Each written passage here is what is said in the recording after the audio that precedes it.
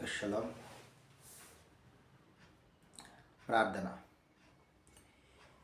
ఇది మొదలుకొని నిరంతరం నీ రాకపోకలయందు ఎలోహిం నిన్ను కాపాడును అని వాగ్దానం చేసిన తండ్రి మీకు స్తోత్రం.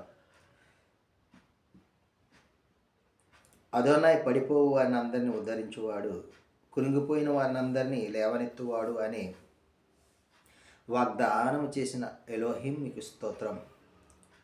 సర్వజీవుల కన్నులు నీ వైపు చూచుచున్నవి, తగిన కాలం ముందు వారికి ఆహారం ఇచ్చుచున్నందులకై తండ్రి మీకు స్తోత్రం.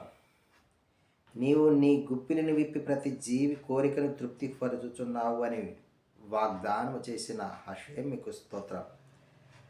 తనకు మొరపెట్టు వారికి అందరికీ, తనకు నిజముగా మొరపెట్టు వారందరికీ ఎలోహిం సమీపముగానున్నాడని వాగ్దానం చేసిన తండ్రి మీకు స్తోత్రం. బాధపరచబడు వారికి ఆయన న్యాయం తీర్చును, ఆకలి కొనిన వారికి ఆహారము దయచేయును అని వాగ్దానం చేసిన అదోనాయ్ మీకు స్తోత్రం. తండ్రి, ఈ ఉదయకాల సమయంలో నీ వాక్యమును ధ్యానించి తగు రీతిగా మమ్మల్ని బలపరుచుకున్నటకు ఈ అవకాశాన్ని మాకు అనుగ్రహించిన విధానం బట్టి మీకు స్తుతులు స్తోత్రాలు చెల్లించుకుంటున్నాం. తండ్రి,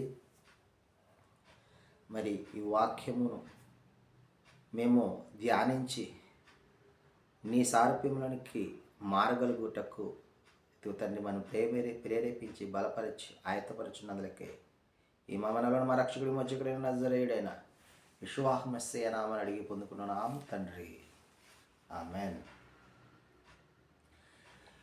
చీకటిలో నేనున్నప్పుడు నీ వెలుగు నాపై ఉదయించెను, చీకటిలో నేనున్నప్పుడు నీ వెలుగు నాపై ఉదయించెను, నీలోనే నేను వెలగాలని నీ మహిమ నాలో నిలవాలని, నీలోనే నేను వెలగాలని నీ మహిమ నాలో నిలవాలని పరిశుద్ధాత్మ అభిషేకముతో నన్ను నింపుచున్నావు,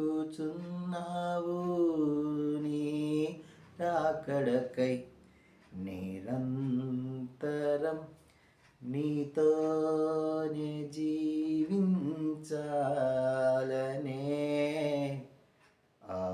ఆశనన్నిలా బ్రతికించుచున్నది, నిరంతరం నీతోనే జీవించాలనే ఆశరన్నిలా బ్రతికించుచున్నది. నా ప్రాణేశ్వరా యెషూవా, నా సర్వస్వమా యెషూవా, నిరంతరం నీతోనే జీవించాలనే ఆశరన్నిలా బ్రతికించుచున్నది.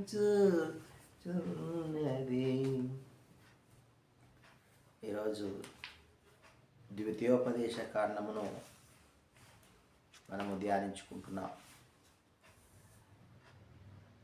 ద్వితీయోపదేశ ఖండాన్ని హిందీలో వ్యవస్థ వివరణ నామక పుస్తకం అని అంటారు. ఇంగ్లీష్లో డ్యూటెరోనామియన్ అని అంటారు. ఇది డ్యూటెరోస్ అంటే రెండవ, నోమోస్ అంటే చట్టం.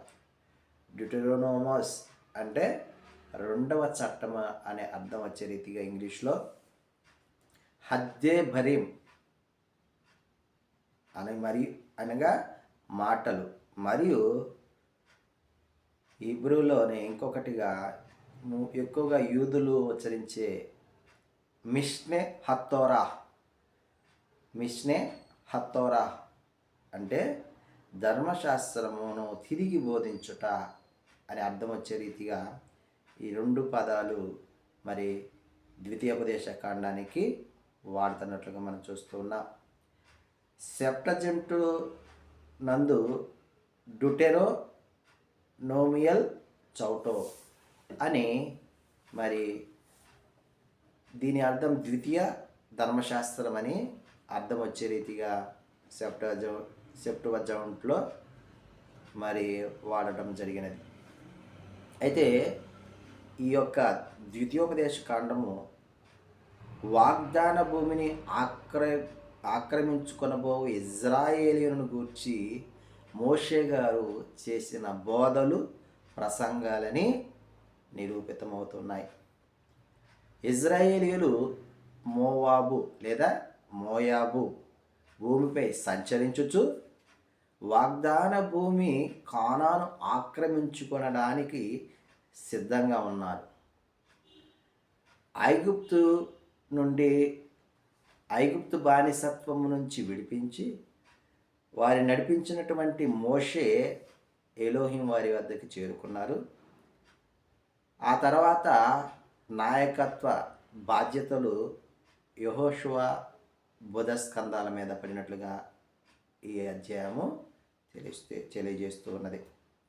ఈ అధ్యాయాన్ని 1405 BC కాలంలో మరి మోషే గారు వ్రాసినట్లుగా చరిత్ర మనకు తెలియజేస్తున్నది. మోషే రచించినట్లు ధర్మశాస్త్ర గ్రంథమందు 40 పర్యాయాలు ధృవపరచుచున్నది.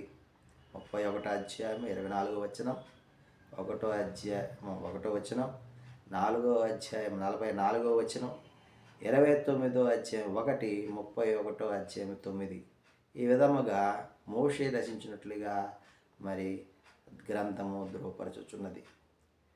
కానానీయులు భవిష్యత్తుకు సంబంధించినది గాను ఈ గ్రంథము కానానీయుల భవిష్యత్తుకు సంబంధించినది గాను ఇజ్రాయేలీయులు ఐగుప్తు మరియు అరణ్య జీవితమును జ్ఞాపకము చేయనిదిగా ఈ గ్రంథము ఉన్నదని మనకి చరిత్ర మరి వివిధ